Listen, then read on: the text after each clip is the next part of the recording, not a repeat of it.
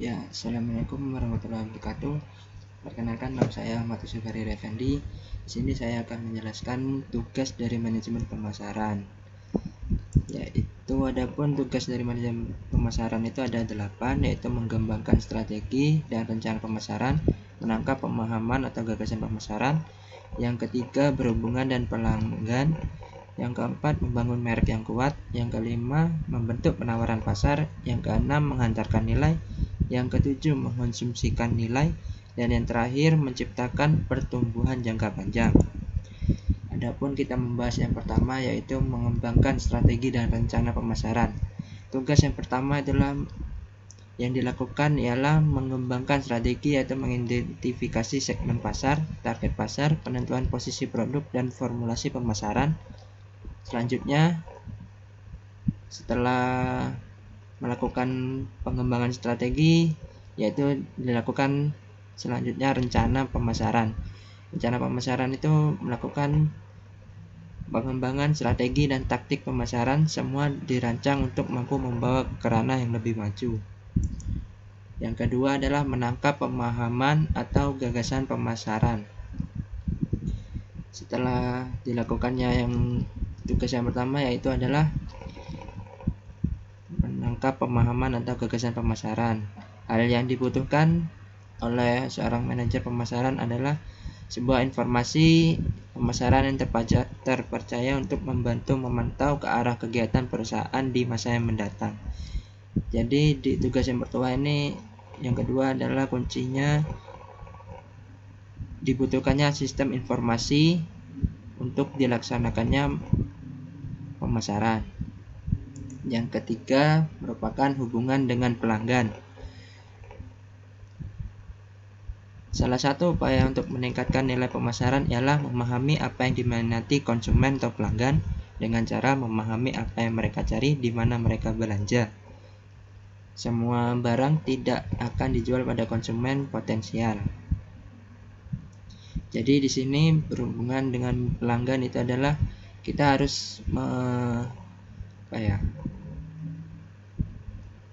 memahami konsumen lah.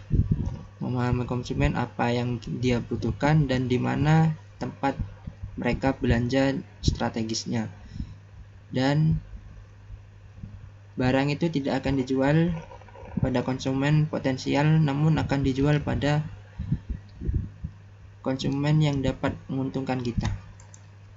Yang keempat, membangun merek yang kuat.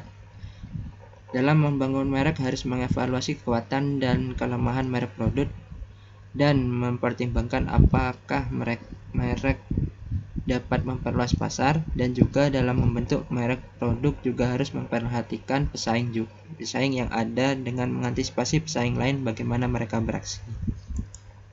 Yang kelima, membentuk penawaran pasar.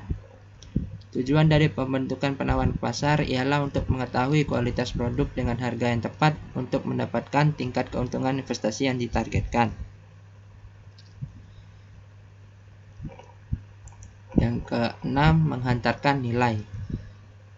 Dalam hal ini harus meyakinkan pasar pada nilai yang tergandung dalam produk dan layanannya dengan cara mengidentifikasi, merekrut, dan mengaitkan berbagai fasilitator pemasaran untuk pemasok produk dan layanan secara efisien ke pasar sasaran.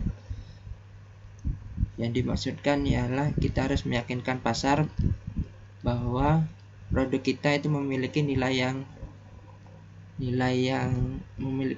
yang layak lah untuk mendapatkan itu. Yang ketujuh, mengkomunikasikan nilai. Hal yang perlu ialah program komunikasi untuk menyampaikan dan memaksimalkan kontribusi dan kolektif dari semua aktivitas komunikasi dengan cara melakukan program komunikasi yang terdiri atas iklan, promosi penjualan, acara, dan hubungan masyarakat. Dan di sini tugas yang ketujuh ialah bagaimana kita mempromosikan produk kita dengan cara memasang iklan, promosi penjualan, atau acara televisi dan hubungan masyarakat. Seperti itu. Yang terakhir adalah menciptakan pertumbuhan jangka panjang. Nah, di sini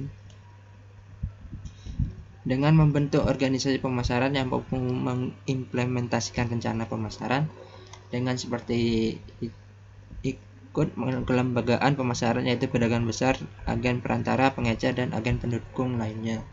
Di sini kita harus memiliki hubungan dengan seperti ikut kelembagaan pemasaran, yaitu seperti pedagang besar, agen perantara, pengecer, dan agen pendukung. Sekian dari presentasi saya. Assalamualaikum warahmatullahi wabarakatuh.